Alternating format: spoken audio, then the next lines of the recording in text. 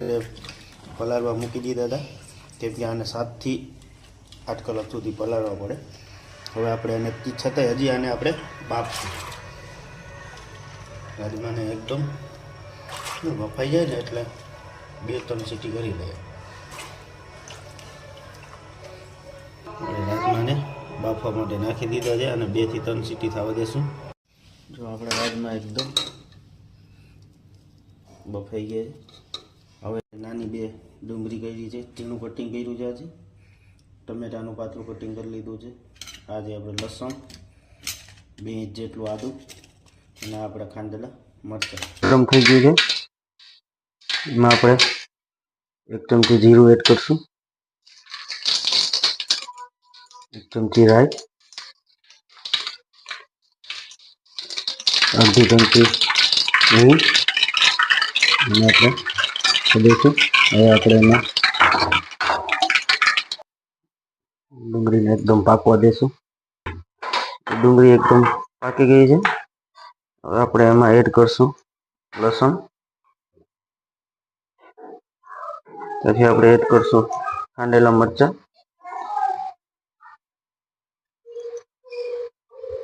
આપણું ખાંડેલું આદું, ચમચી હળદર એડ કરશું.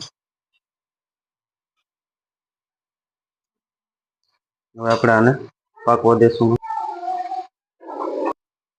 બધા મસાલા એકદમ રેડી થઈ ગયા છે, પાકી ગયા છે જોરદાર. હવે આપણે એમાં ટમેટા એડ કરશું,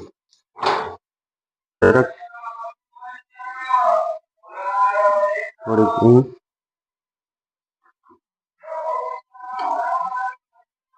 અડધી ચમચી મીઠું, કેમ કે આપણે બાફવામાં મીઠું એડ કર્યું હતું એટલે મીઠુંની માત્રા થોડીક એડ કરશું.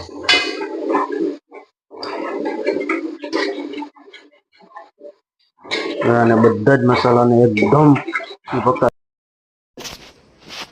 જો આપણે રાજમા એડ કરી દીધા છે. હવે આપણે આ રાજમાને એકદમ ગ્રેવી હારે પાકવા દઈશું. એક કમ્પ્લીટ ગ્રેવી હારે પાકી જાય. તો આપણે રાજમા એકદમ રેડી થઈ ગયા છે. રાજમા પાકી ગયા છે. હવે આપણે બેસશું જમવા માટે. હવે આમાં આપણે ધાણા ભાજી એડ કરી દઈએ થોડી જમતા પહેલા. તો આપણે રાજમા એકદમ કમ્પ્લીટ થઈ ગયા. આપણે રાજમાની રેસીપી સારી લાગી હોય તો લાઈક, શેર અને ફોલો કરવાનું નહીં ભૂલતા. ચાલો મિત્રો, બેસીએ જમવા માટે અને મળીએ નેક્સ્ટ બ્લોકમાં.